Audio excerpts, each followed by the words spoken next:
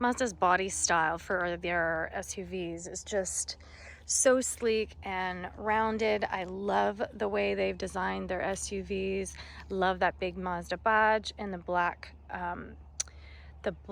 grille looks fantastic. The black wheels, I think, complement the red very well, and they kind of blend in with that black cladding around the bottom of the car. The chrome window wrap looks good, and of course I love the tail end of a Mazda SUV. As I mentioned already, and I'll probably say it again, the CX-5 is my favorite. This is all-wheel drive. You can get this in a front-wheel drive for the base model, and those are LED headlamps and tail lamps. Mazda key. It is a power lift gate, and there's a button on the lift gate as well, which is very handy. I like that it has this lip so your groceries don't go flying out when you open it. There's a first aid kit and a roadside assistance kit in there. This is a 60-40 split, 3 anchor tethers for car seats, and a nice privacy shade, plus a lock for the lift gate. Mazda interiors always surprise and delight me. This black and brown combo looks very good together, combined with this white leather interior. It is very beautiful, very clean looking. 2 vents for your rear passengers, center armrest cup holders, and a giant hump, unfortunately, in the middle for that middle passenger.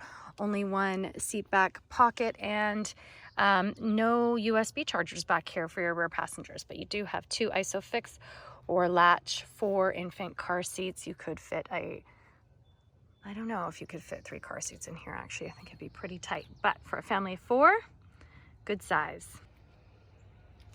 So, power windows and door locks for the driver, power adjustable seat for the driver, manual passenger seat. Again, with the brown and black combo, it looks very, very good. A 12 speaker Bose audio system, which is also fantastic. A nice clean dash. Mazda always does that really well. Let's get in and start it.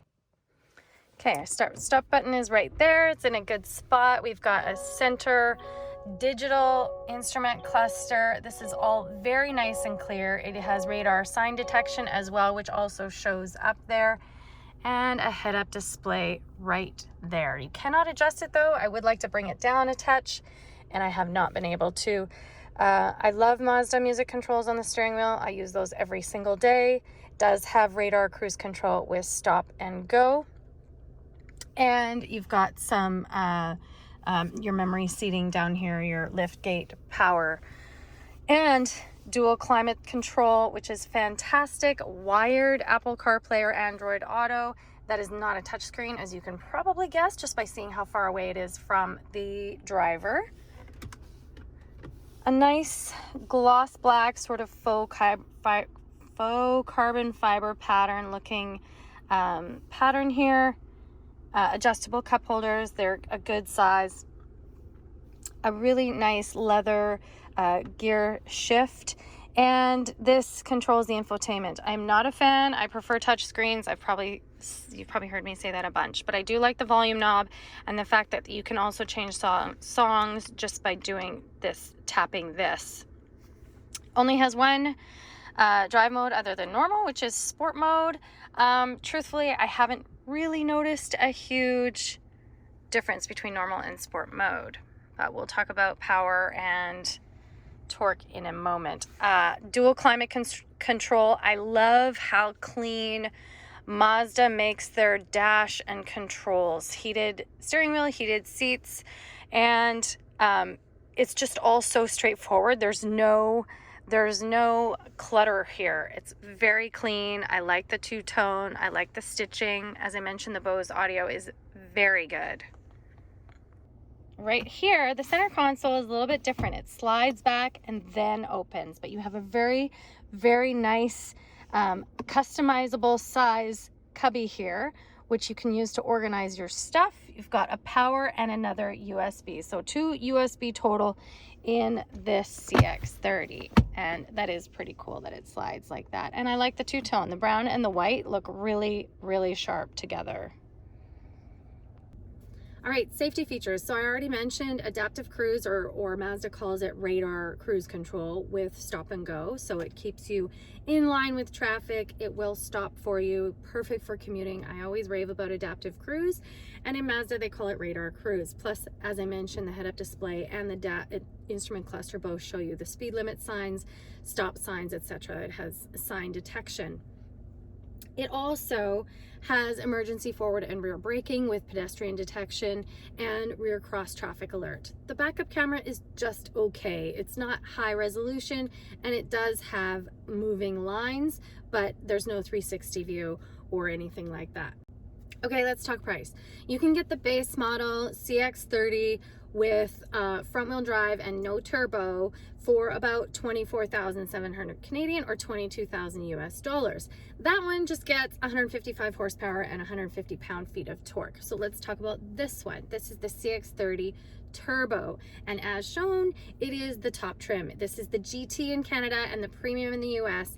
And this one is also all-wheel drive. So this one, as tested, is 36,700 Canadian before a freight and delivery, and 34,220 US dollars. Let's talk about power. So 2.5 liter turbo, 4-cylinder, and the amount of horsepower and torque depends on if you're using premium fuel or not. This one does not require premium fuel, but if you use premium fuel, you will get 250 horsepower and 320 pound-feet of torque. But if you do not, you will get 186 horsepower and 186 pound-feet of torque. So there's a variable there depending on whether you're willing to pay for premium fuel or not. So what do you think? I love this CX-30 for what it is. It sits right between the CX-3 and the CX-5, but I'll say it for the third, maybe fourth time. The CX-5 is my favorite Mazda SUV. Of course, if you need that third row, the CX-9 is fantastic. It is a premium third row SUV with a lot of amazing features. And I always love Mazda's interiors and design. They've won a ton of awards for design as well. So what do you think? Leave me a comment. Would you buy the CX-30 and would you opt for the turbo or the regular? Let me know. Thanks for being here. Oh, and don't forget to subscribe. I'm brand new here on YouTube. Thanks.